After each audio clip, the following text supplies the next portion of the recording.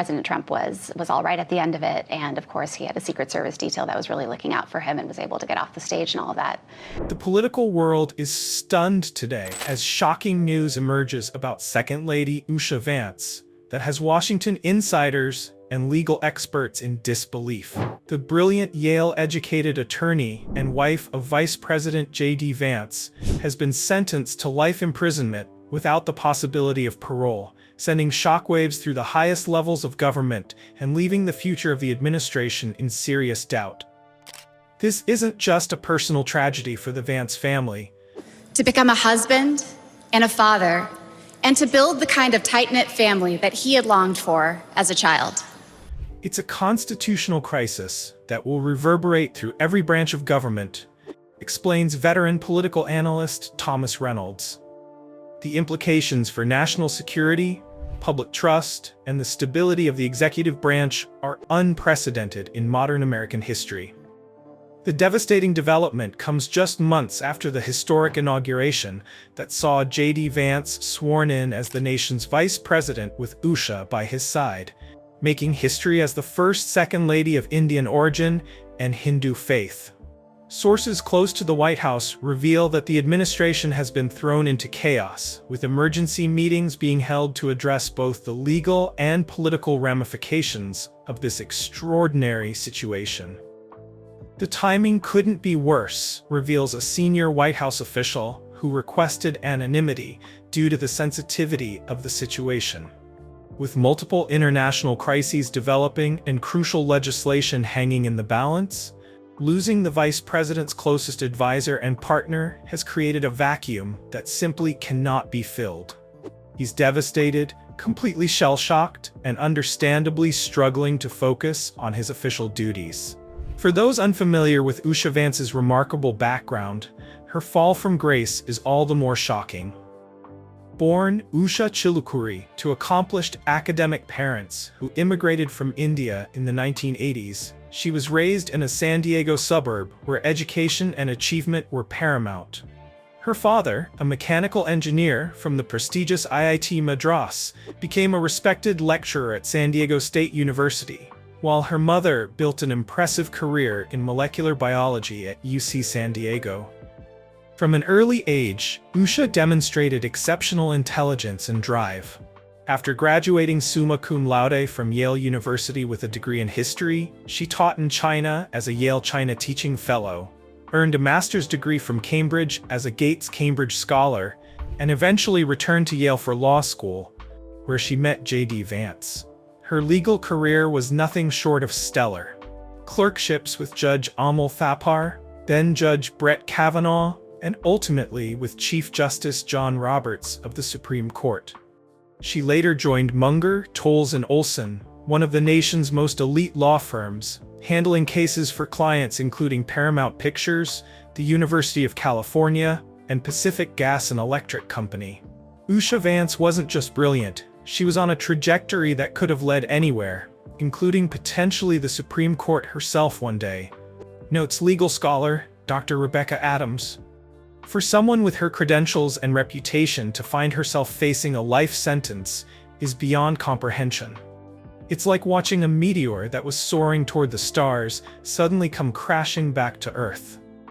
What makes this case particularly shocking is the dramatic contrast between Usha's public image and the allegations that led to her conviction. Always composed, articulate, and graceful in public appearances, she had been viewed as a stabilizing force for her husband, whose own background, chronicled in his best-selling memoir Hillbilly Elegy, included family instability and economic hardship in Appalachia. They were the ultimate power couple, representing a uniquely American story of opportunity and achievement, explains cultural historian Dr. James Wilson. J.D.'s rise from poverty to Yale Law School to the vice presidency, alongside Usha's immigrant success story and legal brilliance, it seemed to embody the best of what this country can be. Their partnership transcended politics, appealing to people across the ideological spectrum who saw in them a vision of American possibility. The criminal case against Usha Vance began with what initially appeared to be minor irregularities discovered during a routine review of documents related to cases she had handled during her time at Munger, Tolles, and Olson. However, as investigators dug deeper, they allegedly uncovered evidence of a sophisticated scheme that prosecutors described as unprecedented in its complexity and scale. At the center of the case was Usha's work for a secretive tech consortium that included several of Silicon Valley's most powerful companies, including a subsidiary owned by Elon Musk's X Holdings. The investigation revealed that what appeared to be standard legal representation allegedly masked something far more sinister. A complex operation that prosecutors claimed involved manipulation of classified artificial intelligence algorithms with national security implications. This case sits at the intersection of cutting-edge technology, national security, and legal ethics, explains cybersecurity expert Dr. Michael Chen. The evidence suggests a coordinated effort to embed certain capabilities within AI systems being developed for government use, capabilities that would have given private entities unprecedented access to sensitive information and infrastructure. The involvement of Elon Musk added another explosive dimension to the case. The tech billionaire, who had maintained a complex relationship with the administration, was called to testify during the trial, creating a media frenzy that overshadowed even the high-profile nature of the defendant herself. Appearing visibly uncomfortable on the stand, Musk denied any knowledge of improper activities, but acknowledged that his companies had retained Usha's legal services for sensitive regulatory matters. His testimony became a key point of contention, with prosecutors suggesting he had been evasive, while defense attorneys claimed he had fully exonerated their client.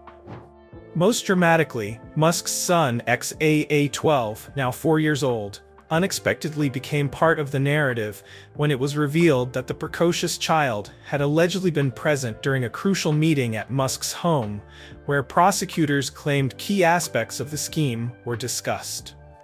While the boy was obviously not called to testify, the revelation that he might have witnessed legally significant conversations created a surreal sidebar to the already extraordinary case.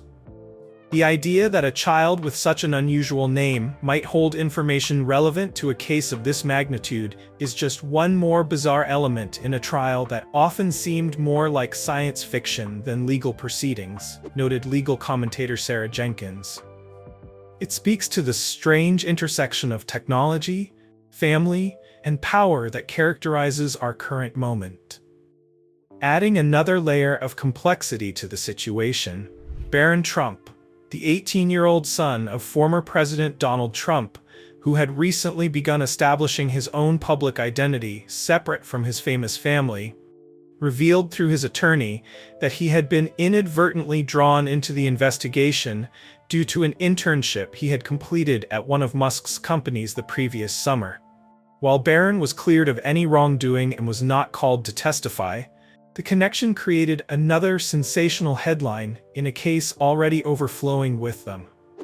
Former President Trump himself weighed in via his Truth Social platform, calling the investigation a politically motivated witch hunt and expressing support for both the Vance family and his son, creating unusual political alignments that crossed traditional partisan boundaries.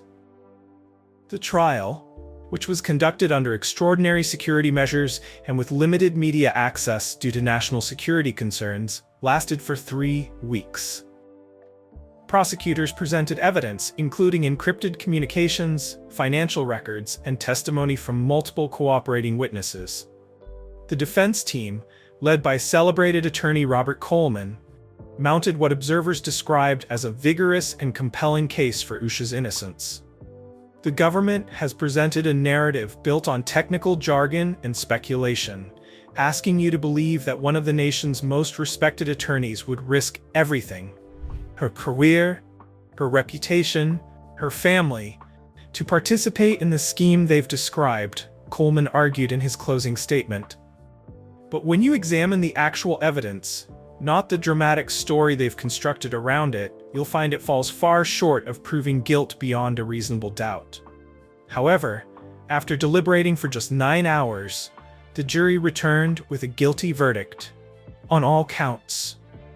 As the verdict was read, witnesses in the courtroom described Usha's expression as one of complete shock, followed by a resigned calm that was somehow more heartbreaking than any emotional outburst would have been. 3 days later, at the sentencing hearing, several character witnesses spoke on Usha's behalf, including former colleagues and mentors who attested to her integrity, intelligence, and commitment to justice. Perhaps most moving was the testimony of her father, Krish Chilukuri, who spoke about his daughter's lifelong dedication to education and public service. She has always been driven by a desire to contribute, to give back to the country that welcomed our family and provided us with such opportunity, he stated, his voice breaking with emotion. Whatever mistakes may have been made, they do not define the daughter I know. A woman of principle who has devoted her life to the law and to her family. Lakshmi Chilukuri, Usha's mother, gave equally heartfelt testimony about the impact the case had already had on the family, particularly the 3 Vance children. They ask every night when their mother is coming home, she said, fighting back tears. How do you explain to children so young that the justice system they're being taught to believe in has taken their mother away? They are too innocent to understand but old enough to feel the pain of her absence. The most unexpected moment of the sentencing hearing came when a letter from Elon Musk was read into the record. While carefully avoiding any suggestion that the verdict was incorrect, Musk's letter spoke of Usha's exceptional legal mind and commitment to ethical consideration of technology's implications for society. In my experience, Ms. Vance consistently raised questions about the ethical dimensions of technological development that others in the room, myself included, had not considered, Musk wrote. Whatever the court has determined regarding her actions, I believe her fundamental concern has always been ensuring that innovation serves humanity's best interests rather than undermining them. The letter created a stir in the courtroom and immediately sparked speculation about Musk's motivations. Was he attempting to distance himself from the case while appearing supportive? Was it a genuine character reference from someone who believed in her innocence despite the verdict? Or was it, as some cynics suggested, simply Musk's way of inserting himself into another high-profile news story? When given the opportunity to speak before sentencing, Usha stood with the composure that had characterized her public life, addressing the court in clear, measured tones. I stand before you today accepting the verdict of this court, while maintaining my innocence, she stated.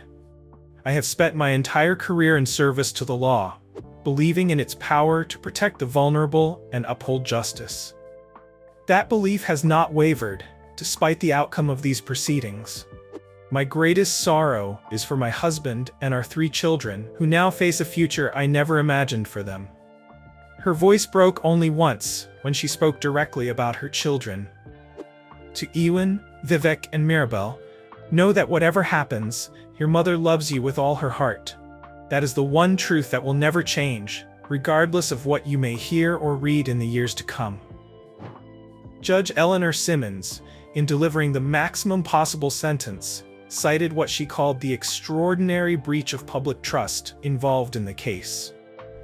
Ms. Vance, your exceptional intelligence and education make the crimes of which you have been convicted all the more disturbing, Judge Simmons stated.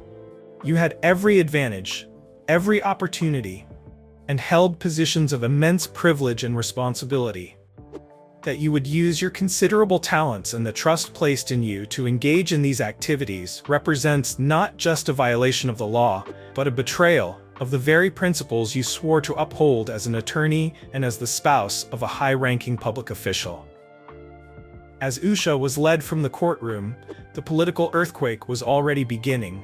The vice president, who had attended each day of the trial despite advice from some advisors to distance himself, appeared visibly shaken. Sources close to J.D. Vance report that he is completely devastated but utterly convinced of her innocence, and has vowed to continue fighting to clear her name while fulfilling his constitutional duties. The White House issued a brief statement expressing respect for the legal process, while noting that the vice president continues to support his wife and believes in her innocence. He remains committed to serving the American people during this difficult personal time. The unprecedented situation raises complex questions about how the vice president can effectively perform his duties while his wife serves a life sentence. Constitutional scholars note that while there is no legal requirement for him to resign, the practical and emotional challenges are immense. "We've never seen anything like this in American history," explains presidential historian Dr. Michael Thompson. "Vice presidents have faced personal tragedies before, but nothing that combines this level of personal devastation with potential national security implications. The role of a vice president's spouse has always been underestimated. They're crucial advisors, confidants, and emotional anchors. Removing that support system creates an extraordinarily difficult situation." For the Vance children, Ewan, Vivek, and Mirabelle, aged 7, 5, and 3, the sentence represents an unthinkable upheaval.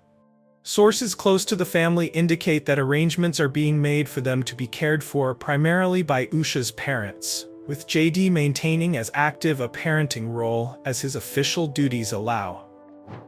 "The children are the true innocent victims here," notes child psychologist Dr. Jennifer Martinez.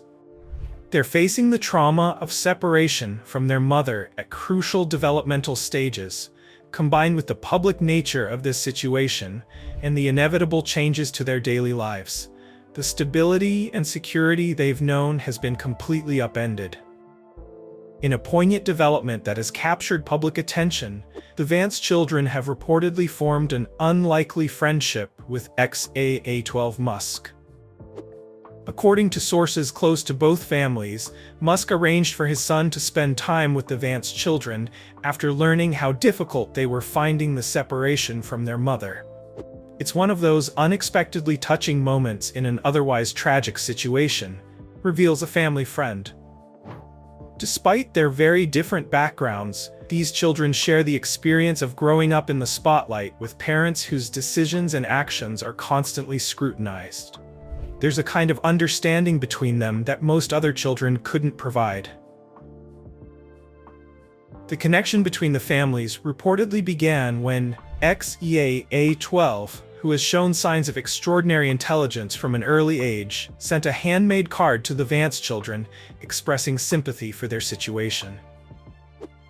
Touched by the gesture, J.D. Vance reached out to Elon Musk, leading to what has become regular virtual playdates between the children. X has been teaching the Vance kids about rockets and space, while they share stories about their mother and their daily lives, the source continues. It's become a bright spot for everyone involved, a reminder that even in the midst of adult conflicts and legal battles, children can find ways to connect and support one another. The situation has also created a political firestorm, with reactions falling largely along partisan lines. Supporters of the administration have rallied around the vice president, suggesting that the case against Usha was politically motivated and calling the verdict a miscarriage of justice. Critics have demanded J.D. Vance's resignation, arguing that his personal situation creates an untenable conflict of interest and distraction from his duties. In an unexpected twist, Barron Trump has emerged as one of the most vocal defenders of the Vance family, using his growing social media platform to call for compassion and understanding.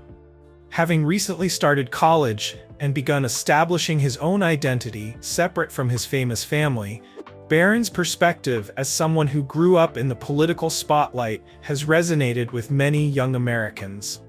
Growing up in the public eye is difficult enough without having your family torn apart by circumstances beyond your control, Barron wrote in a widely shared post. Whatever your political views, the Vance children deserve our compassion and respect for their privacy during this unimaginably difficult time. The post, which stopped short of commenting on the legal merits of the case, nonetheless created tension within the Trump family, as the former president had previously made statements suggesting Usha's conviction was justified, while criticizing the investigation's methods. The disagreement highlighted the younger Trump's efforts to forge his own path politically while still maintaining family connections. Legal experts note that while the appeal process will begin immediately, Usha's legal team faces significant hurdles in overturning the conviction. Appeals in federal cases have a relatively low success rate, particularly when the evidence was as substantial as prosecutors presented here, explains legal analyst James Wilson. The defense will likely focus on procedural issues, potential juror bias, and questions about the admissibility of certain evidence, but it's an uphill battle. The appeal has gained unexpected support from several technology leaders who, while careful not to directly challenge the verdict, have raised concerns about the technical evidence presented during the trial. In addition to Elon Musk, executives from major tech companies have privately expressed skepticism about whether the jury fully understood the complex technological concepts central to the case. When you're dealing with cutting-edge AI systems and their legal implications, there's a legitimate question about whether traditional trial procedures are equipped to handle the complexity, notes technology ethicist Dr. Sarah Johnson. The gap between technical reality and legal understanding creates an environment where miscarriages of justice become more likely, regardless of the defendant's actual guilt or innocence. Several prominent academic institutions, including Stanford's Center for AI Safety and MIT's Computer Science and Artificial Intelligence Laboratory, have released statements expressing concern about aspects of the case without directly challenging the verdict. These statements have focused on the technical feasibility of the alleged scheme and whether the prosecution's explanation of the technology involved was accurate and complete. As Usha begins her sentence at a federal correctional institution, the location of which remains classified due to security concerns, rebuild the country and ensure that America has a long-term interest. You're not going to do that if you come to the Oval Office, insult the president. Washington continues to grapple with the implications of this extraordinary case. Senior administration officials are reportedly developing contingency plans for various scenarios, including the possibility that the vice president might ultimately feel compelled to resign. The Constitution provides clear procedures for replacing a vice president who resigns or becomes unable to serve, explains constitutional scholar Dr. Elizabeth Harris. But the human element here is incalculable. How does someone continue to serve in one of the nation's highest offices while experiencing such personal tragedy? There's no precedent, no playbook for this situation. In a final, heartbreaking detail that has particularly moved many observers, sources close to the family reveal that before being taken into custody, Usha gave each of her children a personal letter to be opened on each birthday until they turn 18, along with recorded videos of her reading their favorite bedtime stories. She was thinking about her children's future even in her darkest moment. It occurred to me that there was only one thing to do: to explain from the heart why I love and admire JD and stand here beside him today. Shares a family friend.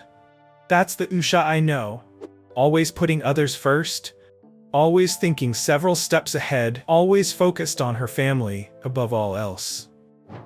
As the nation struggles to process this shocking development, the question remains: can the vice president continue to serve effectively while his wife serves a life sentence?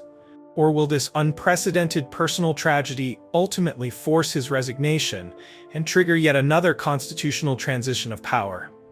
One thing is clear: American politics has entered uncharted territory, and the repercussions of Usha Vance's sentence will be felt far beyond the walls of the prison where she now resides.